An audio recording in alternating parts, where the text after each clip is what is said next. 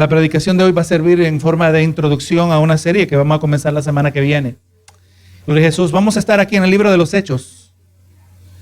Hechos 20, versos 17 al 27. Vamos a leer esta porción en el nombre del Padre, del Hijo y del Espíritu Santo. Amén. Enviando pues desde Mileto a Éfeso, hizo llamar a los ancianos de la iglesia, y cuando vinieron a él les dijo: vosotros sabéis que me he comportado entre vosotros todo el tiempo, desde el primer día que entré en Asia, sirviendo al Señor con toda humildad y con muchas lágrimas y pruebas que me han venido por las asechanzas de los judíos.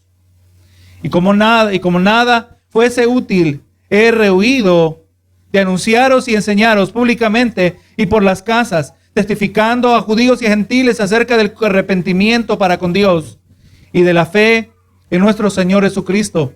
Ahora he aquí, ligado yo en espíritu, voy a Jerusalén, sin saber lo que allá me ha de acontecer, salvo que el Espíritu Santo por todas las ciudades me ha de dar testimonio, diciendo que me esperan prisiones y tribulaciones.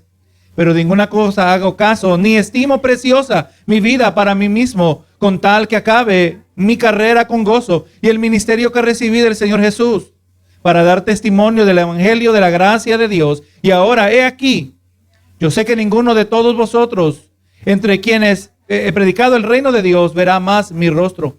Por tanto, yo os protesto en el día de hoy que estoy limpio de la sangre de todos, porque no he rehuido anunciaros todo el consejo de Dios.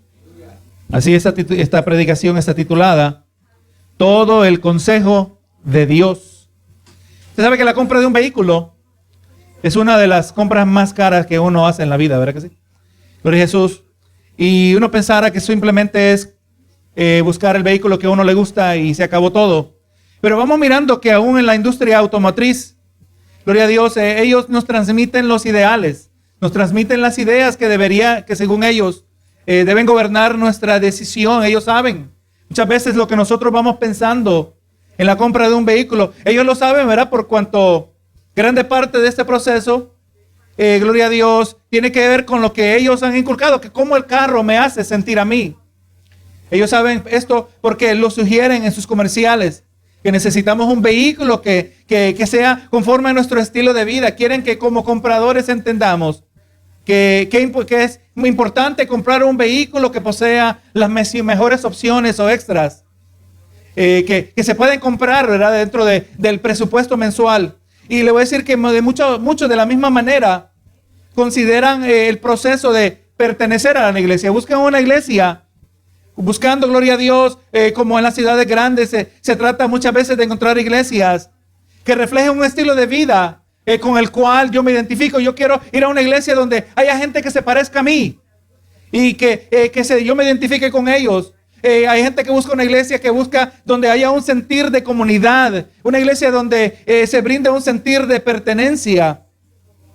Otros buscan una iglesia porque la iglesia debe tener muchos programas, tiene que tener muchas opciones disponibles para sus miembros. Para otros, lo que es más importante es que la música de la iglesia debe acercarse más a la clase de música que a mí me gusta. Pero como sabemos, la iglesia no es un negocio y el evangelio no es un producto. Y por lo tanto, nuestras preferencias personales, aunque importantes, se colocan en un lugar secundario cuando se trata de considerar lo que dice la Biblia.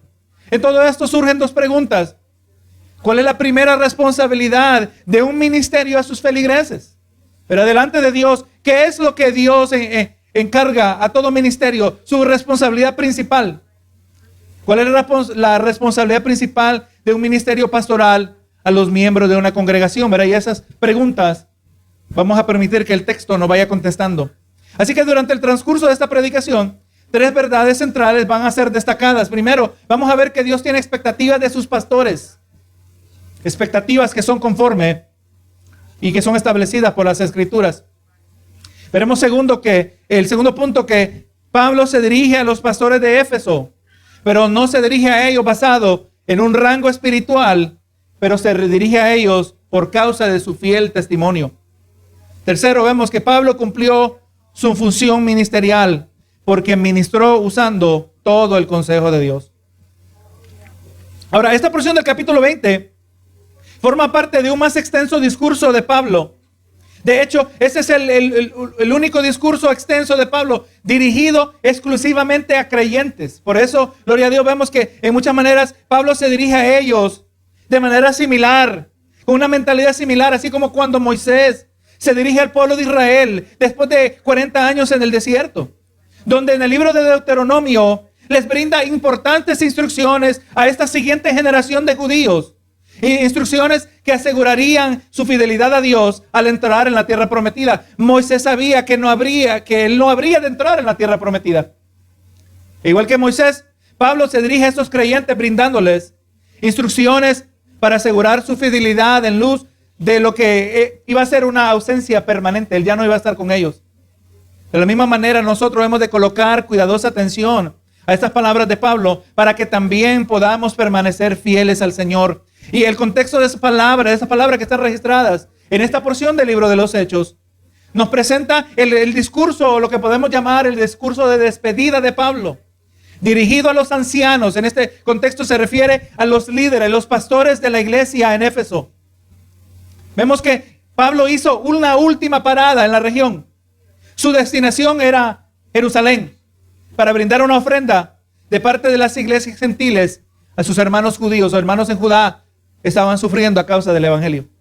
Y ahora leemos en el verso 17, ¿verdad? Dice, enviando pues desde Mileto a Éfeso, hizo llamar a los ancianos de la iglesia.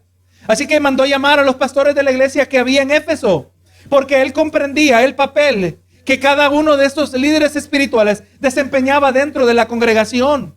En todo esto vamos mirando que Pablo tenía expectativas de estos pastores, expectativas que vienen de parte de Dios, expectativas que se esperan de todo aquel que es responsable del rebaño del Señor. Esto lo vemos inmediatamente en el mismo capítulo, pero en el verso 28, miren cómo se les dice a ellos: por tanto, mirad por vosotros y por todo el rebaño en que el Espíritu Santo os ha puesto por obispos para apacentar la iglesia del Señor, la cual él ganó con su propia sangre. Así que vemos que de acuerdo al contexto inmediato de este mismo capítulo, él se dirige a los ancianos, exhortándoles de que cuiden de sí mismos y del rebaño.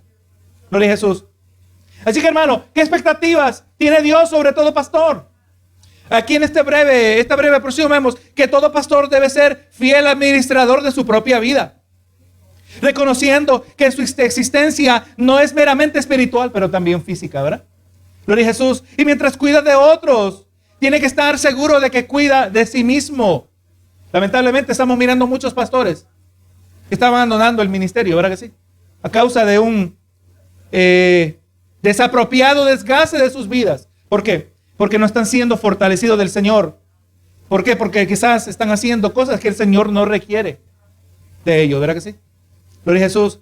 Así que como pastor dice que es responsable de igualmente también, así como cuida de sí mismo, de cuidar del rebaño, que por obra del Espíritu Santo se les ha colocado a ellos como obispos, o podemos decir como supervisores, como aquellos que velan sobre el rebaño. Que no solo deben supervisar, pero también deben apacentar el rebaño, ¿verdad que sí? Que deben llevarlos a donde está el alimento, brindar el alimento espiritual necesario que constituye el cuidado del rebaño. Eso es lo que debe hacer un pastor, ¿verdad? En este breve tratado que tenemos en estos versos. Y ahora el verso 18 dice: cuando vinieron a él, les dijo: vosotros sabéis cómo me he comportado entre vosotros todo el tiempo, desde el primer día que entré en Asia. Hermano, vemos que en muchas maneras Pablo servía en forma de obispo sobre ellos. Él era supervisor sobre estos pastores y pastores como ellos.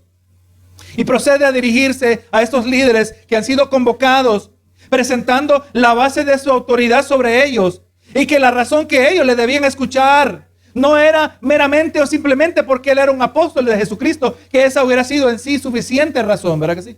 Él no dice: recuerden que yo soy pastor, apóstol. Él no les dice: recuerden que yo fui llamado directamente por Jesús.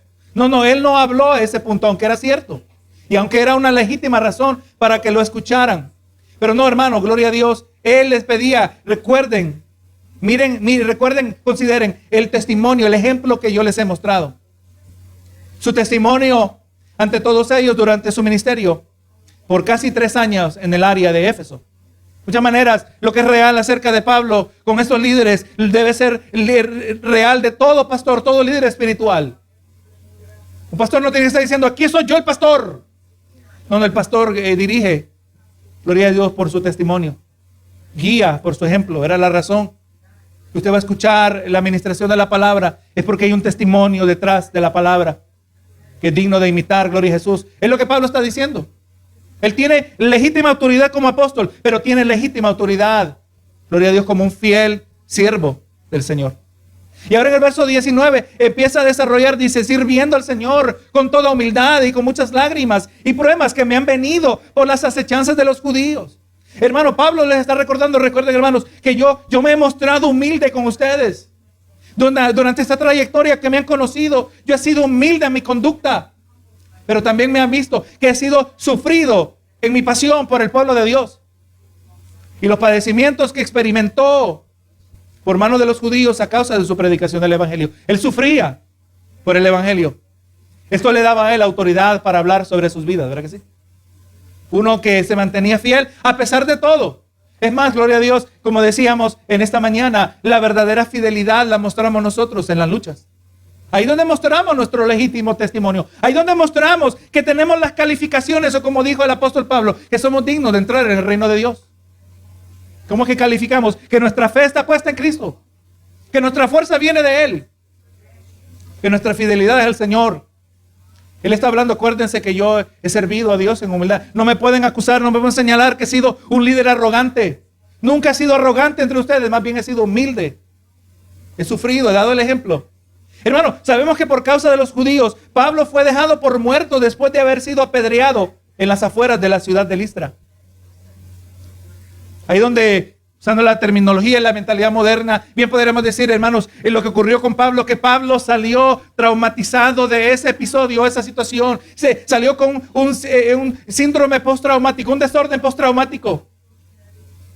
Pablo salió traumatizado de tal modo que ya no podía juntarse donde habían grandes cantidades de personas. Por reviviendo el momento. Pero no, hermano, no vemos eso en Pablo. Porque las fuerzas de Pablo venían de Jesucristo. Y en Hechos 14:22, después de haber sido apedreado, y lo habían dejado por muerto, pensaban que se murió, por eso lo dejaron de apedrear.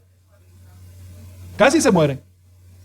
Pero miren lo que dice Hechos 14:22, confirmando los ánimos de los discípulos, exhortándoles. Quizás los hermanos le estaban todavía curando las heridas, vendándole las heridas, ¿verdad que sí? Secándole, limpiándole la sangre, diciéndoles, exhortándoles a que permaneciesen en la fe, diciéndoles, es necesario que a través de muchas tribulaciones entremos en el reino de Dios. Pablo tenía testimonio, ¿verdad que sí? Un hombre fiel, un hombre que amaba a Cristo. Por eso él era digno de escuchar. Por eso él era digno de imitar. Y es con esta autoridad que surge de un testimonio fiel que le habla a estos. Encima de eso añade en el verso 20, dice, y como nada que fuese útil, he rehuido de anunciaros y enseñaros públicamente por las casas. Pablo dice, yo no me he guardado nada. Lo que a ustedes les sirve del evangelio, lo que ustedes necesitan, yo no he rehusado, no lo he guardado. Pablo no acomodaba el mensaje a la audiencia. Él predicaba y enseñaba la verdad en todo lugar. No importa quién estuviera presente, ¿verdad? Por eso lo apedrearon. Porque él decía la verdad, dice el 21, y testificando a judíos y gentiles acerca del arrepentimiento para con Dios y de la fe en nuestro Señor Jesucristo. Hermanos, el mensaje era el mismo. Para judíos, para gentiles. Hay gente que en el día de hoy piensa que hay un mensaje especial y diferente para los judíos de hoy, porque ellos son el pueblo de Dios. No. Los judíos son salvos de la misma manera que nosotros somos salvos.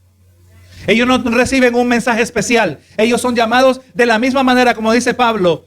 Le hablo a judíos y a gentiles acerca del arrepentimiento. Que vamos al judío, tú que vas antes que yo al cielo. No, le decimos, arrepiéntete. Arrepiéntete para con Dios. No rechaces a Jesucristo. El método no ha cambiado. Aún en estos tiempos modernos. Segunda de Pedro 3:9 dice, el Señor no retarda su promesa, según algunos la tienen por tardanza, sino que es paciente para con nosotros, no queriendo que ninguno perezca, judío y gentil, ¿verdad que sí? Ninguno perezca, sino que todos procedan al arrepentimiento, judío y gentil. Todos. Está diciendo un judío que se arrepintió, ¿verdad que sí? El apóstol Pedro. Todos procedan al arrepentimiento. Dice el verso 22, he aquí y ahora he aquí, yo ligado yo en el Espíritu, voy a Jerusalén, sin saber lo que allá me ha de acontecer, salvo que el Espíritu Santo por todas las ciudades me da testimonio diciendo que me esperan prisiones y tribulaciones. Imagínense, hermano. Señor, yo quiero que me hables. Háblame, Señor. Te esperan prisiones y tribulaciones. No, mejor ya no me hables, dirán algunos, ¿verdad? Pablo permanecía fiel. Sorprendente, Dios le dice. Es más, desde el comienzo le dijo en su llamado que él iba a sufrir por causa del evangelio. El Señor no nos atrajo a cada ninguno de nosotros de esa manera, ¿verdad? Te voy a traer porque vas a sufrir por mi evangelio. Ahí mismito nos damos vuelta y nos vamos, ¿verdad que sí? Así somos nosotros. Pablo es digno de admirar, porque lo que ocurrió es que Pablo tuvo un genuino encuentro con Jesucristo. Es lo que necesitamos nosotros, ¿verdad? Un genuino encuentro con Jesús. Una genuina experiencia que impacta a lo más profundo de nuestras almas. Pablo sabía lo que le iba a pasar, no sabía los detalles específicos, pero sabía que le esperaban prisiones y tribulaciones. Vemos que su sentir de deber y responsabilidad a los que estaban bajo su cuidado espiritual, lo estaba dirigiendo hacia Jerusalén, a causa de la necesidad que había entre los hermanos. La más intensa persecución era en Jerusalén. Y los que estaban sufriendo más eran los hermanos que vivían allí, y al que perder su relación a la religión judaica, perdían su conexión a la sociedad, por cuanto lo religioso, lo social, estaba completamente entretejido en la vida judía. Y el momento que uno rompía con esa relación, hermano, y la gente ya no quería asociarse con usted, no querían darle trabajo, porque ahora según ellos se contaminaban. Estaban sufriendo los hermanos en Jerusalén. Pablo iba a Jerusalén sabiendo que le esperaba persecución. Y ahora en el 24 dice, pero de ninguna cosa hago caso, ni estimo preciosa mi vida para mí mismo, con tal acabe mi carrera con gozo y el ministerio que recibí del Señor Jesús para dar testimonio del evangelio de la gracia de Dios. Hermano, Pablo está diciendo, estos sufrimientos son secundarios para mí. El cumplimiento de su misión era más importante que su propia vida. ¿Será, hermano, que debemos aprender de Pablo? Pablo lo dijo, es ser imitadores de mí como yo de Cristo. Es necesario que ahora empecemos a hablarnos conforme a la palabra y decir, para mí también mis problemas son secundarios. Muchas veces lo colocamos en primero énfasis, ¿verdad que sí? Señor, yo te pido por esto, te pido por lo otro. No se nos olvidan nuestras peticiones. De vez en cuando nos ocurre, algún hermano creo que me dijo que orara por algo, pero no me acuerdo quién fue y acerca de qué. Nuestra memoria es limitada, ¿verdad que sí? Pero nuestras peticiones no se nos olvidan. Pero vemos aún en la oración de nuestro Padre Celestial, la oración de nuestro Señor, enseñándonos a orar al Padre diciendo, Padre nuestro, estás en los cielos, santificado sea tu nombre, venga tu reino. Nos enseñó a orar primero por el reino de Dios, antes de orar por nuestras propias peticiones. Y por eso sentimos muchas veces que en nuestras oraciones no recibimos la satisfacción del alma que tanto anhelamos, porque tenemos nuestras prioridades fuera de orden. Sí, Señor, yo sé que tengo este problema, pero primero que venga tu reino. Primero es más importante tu reino, Señor. Tu reino es más importante que mis problemas. Tu reino es más importante que mis padecimientos. El Pablo dice, ni estimo preciosa mi vida para mí mismo. Tu reino es más importante que mi propia vida. No, esto ya lo sabíamos, hermano. Eso lo dijo, poner primero el reino de Dios y su justicia, y todas nuestras cosas serán añadidas. Sí, no es que descartamos nuestras peticiones, no es que las hacemos a un lado, las ignoramos, que no sirven. Sí sirven, son importantes para nosotros. Pero el Señor está diciendo, cuando tú pones primero mi reino, y cuando lo tuyo lo consideras secundario en importancia, aquello que es secundario para ti, yo le voy a poner atención. Cuando ponemos lo nuestro primero y los de Dios segundo, Señor, te voy a orar, y ahora, sí, Señor, ahora me acuerdo que tengo que orar por tu reino, amén. Nuestras prioridades fuera de orden. Por eso vemos la fidelidad de Pablo, hermanos. Él diciendo que simplemente lo que único que le importaba era cumplir con la misión. Gloria a Dios. pero no simplemente llevar a cabo su ministerio, pero culminar su ministerio en el gozo del Señor. En el gozo del Señor. Señor, yo sé que tengo que orar por tu reino. No, hermano, qué bueno que puedo orar por tu reino, Señor. Qué bueno que yo soy parte de tu reino. Qué bueno que tú me has invitado a participar de los asuntos. Así como Jesús en temprana edad decía, en los negocios de mi Padre me es necesario estar. ¿Usted cree que Jesús es el único que debe decir eso? Él dijo, Padre nuestro. También el Padre Celestial es Padre nuestro. También nosotros tenemos que decir, en los negocios de mi Padre es necesario estar. En el gozo del Señor. El ministerio que consistía de Pablo consistía en testificar acerca de Jesucristo, la gracia reservada para el pecador arrepentido. Ese es el mensaje nuestro. Arrepiéntete porque hay gracia de Dios. Arrepiéntete porque hay perdón. Arrepiéntete porque hay misericordia de parte de Dios. Yo sirvo a un Dios que es lento para la ira y grande en misericordia. No hay pecador que Él no pueda perdonar. ¿Cómo no vamos a servir al Señor? Con gozo, cuando entendemos la profundidad y magnitud y alcance del mensaje del cual somos portadores. Pero para poder hacerlo así, primero que venga tu reino, Señor. Que se siga expandiendo tu reino. Que se expanda tu reino a mi vecindario. Que se expanda tu reino en mi ciudad. Permíteme ser un agente tuyo, un embajador de tu reino. Por eso Pablo podía decir, es necesario que a través de muchas tribulaciones tenemos en el reino de Dios. El ministerio que le fue encomendado personalmente por el Cristo resucitado. Y ahora vemos que en los siguientes versos, Pablo reconoce que su ministerio ha llegado a una nueva etapa, a un nuevo capítulo. Y posiblemente el capítulo final. Este discurso de exhortación se convierte en una despedida final. Despedida de los hermanos en esta región. El tiempo no nos permite entrar en del todo este capítulo. Pero los hermanos lloraron, hermanos. Lloraron por Pablo. Lloraron porque no lo iban a volver a ver. Y en escenas tiernas como estas, que no vemos tantas de estas a lo largo de la Biblia, nos permiten, aleluya, comprender la realidad de la vida cristiana, la vida entre hermanos. Nos amamos. El apóstol Pablo decía, un amor entrañable, un amor desde las entrañas. A mí me gusta ilustrar este punto de esta manera. Es posible que usted tiene un familiar, hermano, que no lo ha visto hace mucho tiempo y lo puede ver. Y la reacción que casi de manera instintiva es que abrazamos a nuestro ser querido y lo apretamos y quisiéramos apretarlo más. Si tuviéramos más fuerza, más fuerte. Lo apretamos por el anhelo tan profundo que hay en nosotros. Ese amor debe haber entre hermanos. Ese es el amor que debemos orar. Que Cristo ponga en nuestros corazones. Si es que verdaderamente vamos a representar el reino de Jesús. Un amor entrañable desde las entrañas, desde lo más profundo. Esos hermanos le amaban a Pablo y es a esos hermanos que le amaban que Pablo se está dirigiendo. Es a ellos que se despide ahora en una despedida final. Dice el 25, y ahora he aquí. Yo sé que ninguno de todos vosotros, entre quienes he predicado el reino de Dios, verá más mi rostro. Imagínense, hermano.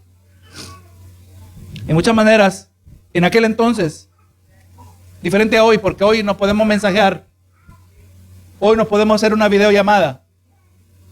Si se siente algo primitivo, hoy se puede mandar una carta, ¿ver? Pero en aquel entonces ya no se iba a volver a ver. No era, mira, no te preocupes, yo me voy a montar en un avión y en 2 horas estoy a miles de millas de distancia, a cientos de millas de distancia. Dicen, no van a volver a ver mi rostro. Pablo, entendiendo lo conforme a los propósitos de Dios, que esta era la despedida final de los hermanos a quienes había ministrado, con quienes había experimentado las vivencias que forman parte del reino de Dios en esta tierra, se despide de ellos. Ahora Pablo les dice que él va a partir de esa región, que él se despide ahora. Vamos a ver, les dice que se despide de ellos con una conciencia limpia delante de Dios, sabiendo que había cumplido su responsabilidad hacia sus hermanos. Verso 28, diciéndole, ¿verdad? Ya que no van a volver a ver mi rostro, le dice en el 26, por tanto yo os protesto hoy, que estoy limpio de la sangre de todos, Si usted ha leído la Biblia por algún tiempo, usted va a ver que esta expresión le trae a la memoria. Gloria a Jesús. Las palabras que Dios le dijo, palabras muy similares que se le dijeron al profeta Ezequiel, capítulo 33. Versos 7 al 9 dice, le habla Jehová al profeta y le dice a ti pues, hijo de hombre, te he puesto por atalaya acá, a la casa de Israel, aquel que vigilaba en las afueras de la ciudad, ¿verdad? En la muralla. Y oirás la palabra de mi boca y los amonestarás de mi parte. Y cuando yo dijere al impío, impío de cierto morirás, si tú no hablares, para que se guarde el impío de su camino, el impío morirá por su pecado, pero su sangre yo la demandaré de tu mano. Pablo está diciendo, yo he sido atalaya con ustedes. Y le dice el 9, y si tú avisares al impío de su camino para que se aparte de él, y él no se apartare de su camino, él morirá por su pecado, pero tú libraste tu vida. Pablo está diciendo, yo me limpio de la sangre de ustedes. Yo he sido atalaya entre ustedes. He podido ser atalaya porque yo he sido humilde. He podido ser atalaya porque, aleluya, yo he sufrido genuinamente por la causa del evangelio, por amor de Cristo. He podido ser atalaya porque no valoro mi vida, si es necesario la doy por la causa de Cristo. Me voy, hermanos, dice, pero mi conciencia está limpia delante del Señor. Si alguno de ellos parece sin Cristo o perece sin Cristo en el transcurso de la vida, Pablo sabe que no será por culpa de él. Verso 27. Porque no he rehuido anunciaros de todo el consejo de Dios. Ahora Pablo, como ministro del evangelio, estaba libre de toda responsabilidad ante estos líderes espirituales, porque había cumplido en anunciarles lo que él aquí llama todo el consejo de Dios. ¿Qué quiere decir Pablo con esta expresión? Esta expresión se refiere a toda la voluntad de Dios como revelada en las Escrituras, en la totalidad de las Escrituras. Pablo afirma que su ministerio cubrió con amplitud toda la verdad de la palabra de Dios, no solo los temas favoritos o los fáciles o hasta los populares. Esto no es cierto en muchos púlpitos en el día de hoy. Esto no es cierto aún en esta misma hora donde se está predicando lo que es popular. Todo el pastor que tiene miedo de que se vaya un miembro de la iglesia, porque, aleluya, si se vaya no va a ofrendar, y si ya no hay gente que ofrenda, ¿qué va a pasar? Vamos a llamarles pastores asalariados, ¿verdad? Que lo hacen solo por el salario. No es que un pastor no puede tener salario. Dijo Pablo, el que vive, que predica el evangelio, que vive del evangelio, ninguno es soldado a sus propias expensas. No hay nada malo que el pastor reciba una compensación por su obra ministerial, pero el problema es aquel que lo hace solo por esa compensación. A ese le llama Jesús el asalariado, ¿verdad que sí? El que huye y deja al rebaño, el que predica lo popular, el que predica lo que está de moda, el que predica lo que sale popular ahora en las redes sociales. Toca sus temas favoritos o los temas más fáciles. Pablo está diciendo que él predicaba la amplitud de toda la verdad de la palabra de Dios. Está diciendo que significa hablar de todo lo que la palabra dice, sea popular o sea controversial. Un pastor predicaba y decía, hermanos, cuando un predicador predica la palabra del Señor, tiene que tener la carta de renuncia lista en su saco de su traje, dice. Porque si no aceptan el mensaje, el pastor está listo para presentar su renuncia. El mensaje no se puede vender. El mensaje no se puede comprometer. Pablo lo ha dicho, yo predicaba igual a judíos y gentiles. Los llamaba a todos al arrepentimiento. Hermano, en contestación a las preguntas que presentamos al comienzo de la predicación, a la introducción de esta predicación, aquí encontramos el ingrediente principal que todo creyente debe buscar en una iglesia. Aquí encontramos que la manera de saber que un ministerio está cumpliendo con su responsabilidad delante de Dios. ¿Y cómo lo sabemos? Que en un púlpito, que en una congregación se está presentando todo el consejo de Dios. Vemos que Jesús contestó la pregunta. Lucas 24:25. Aquí vemos las palabras del Jesús recién resucitado, diciendo a los 2 discípulos que iban camino a Emaús. Dice entonces él les dijo, oh insensatos. Imagínense, hermano, y comenzáramos nuestra predicación, oh insensatos. Yo no soy Jesús. Él sí puede hablar de esa manera, ¿verdad? Oh insensatos y tardos de corazón para creer todo lo que los profetas han dicho. ¿No era necesario que el Cristo padeciera estas cosas y que entrara en su gloria? para ellos la muerte de Jesús, como para los otros discípulos, para los 11 que todavía permanecían, la muerte de Cristo era un enigma, ¿verdad que sí? No lo esperaban, no lo entendían. A ellos les ardieron las orejas cuando les llamó insensatos, pero el alón de orejas le pertenecía a los 11 también. Y ahora el verso 27 de Lucas 24 dice, y comenzando desde Moisés, o sea, comenzando desde los escritos de Moisés, comenzando desde Génesis, y siguiendo por todos los profetas, las palabras de Isaías, las palabras de Jeremías, los profetas mayores, los profetas menores como Joel y Habacuc y Ageo. Y dice, siguiendo por todos los profetas, les declaraba en todas las escrituras lo que de él decía. ¿Cómo sabemos que se está presentando todo el consejo de Dios? Cuando en la predicación de la palabra se usa toda la palabra para mostrar cómo toda la palabra habla de Jesucristo. Amén.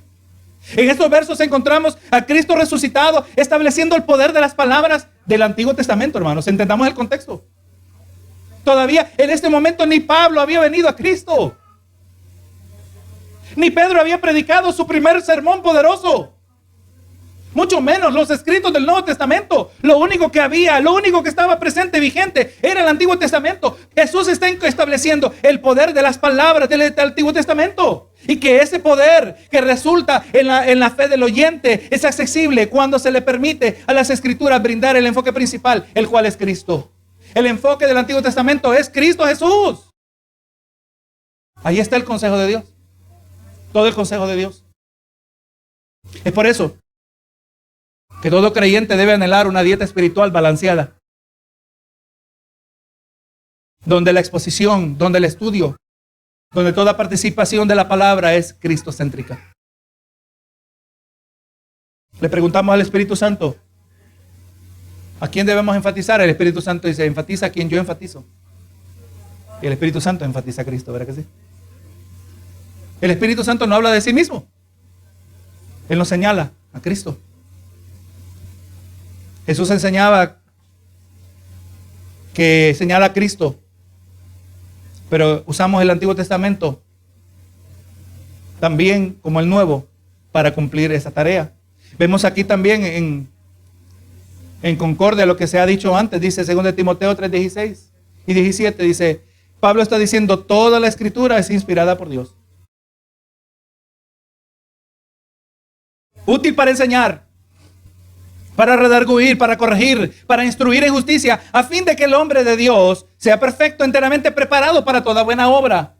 Así que cuando se le permite a las Escrituras señalar hacia Cristo, porque lamentablemente, como hemos mirado en otras ocasiones, hemos visto que el púlpito se ha convertido en muchas otras cosas, menos, aleluya, el lugar donde se proclama el Señor Jesús, donde el púlpito se usa para proclamar moralismo.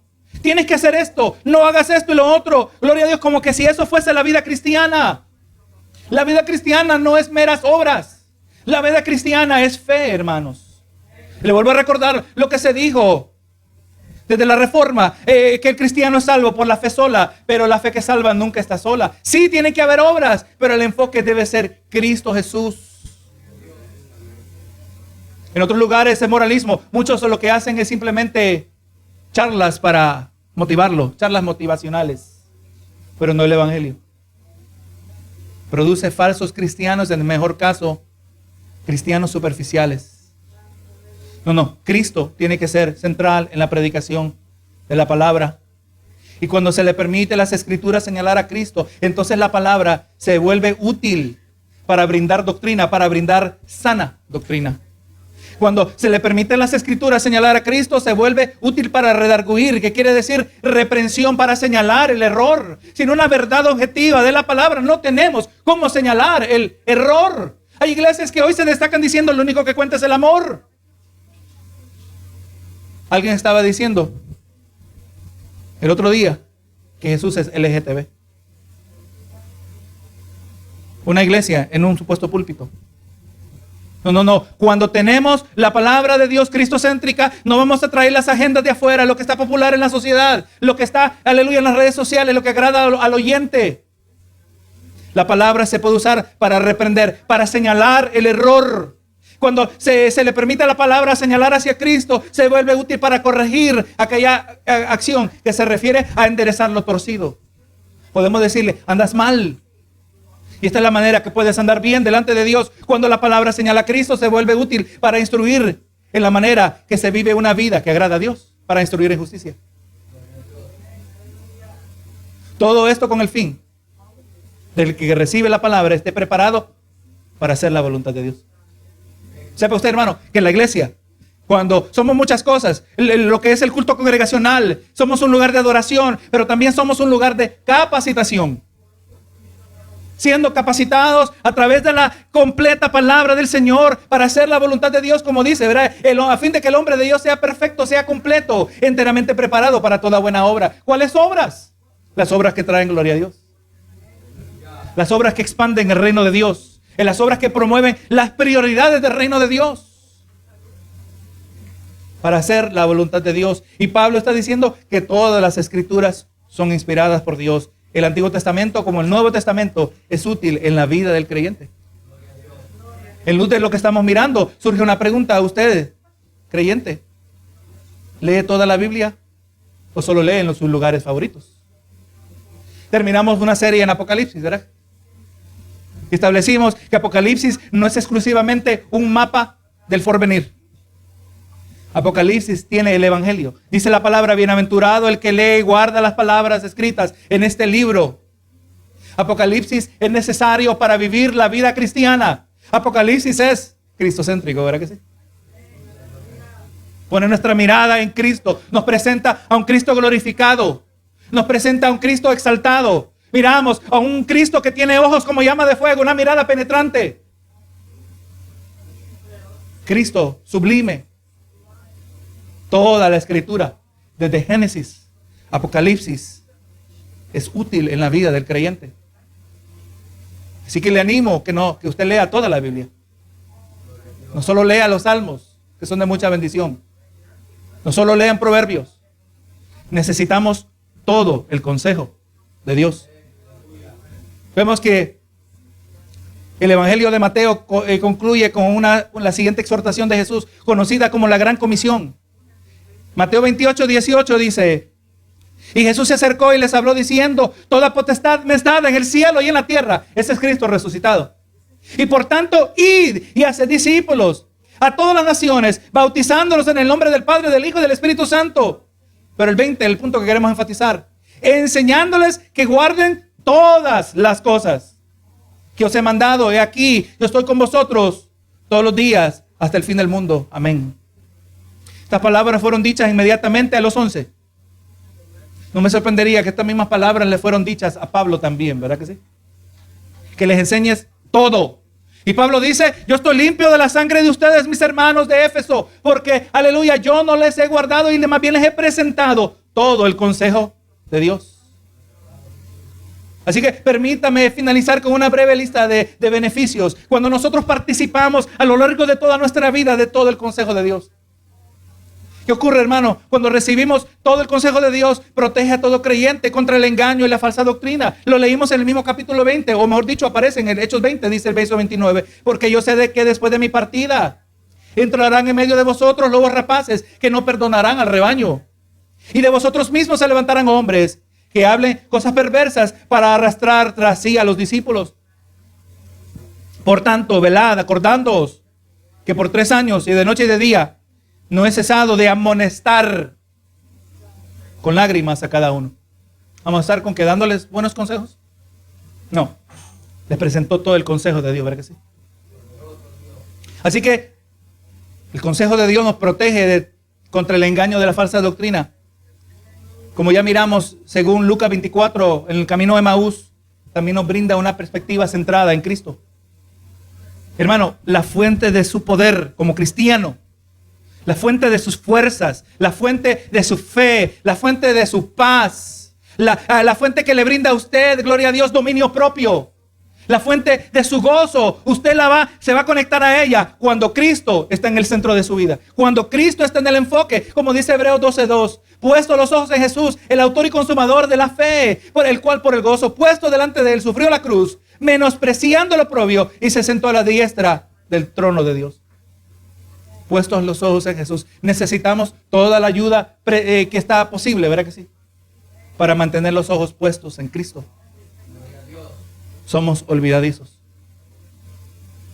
Somos Pedro, que podemos caminar por el agua, pero apartamos la mirada, ¿verdad que sí?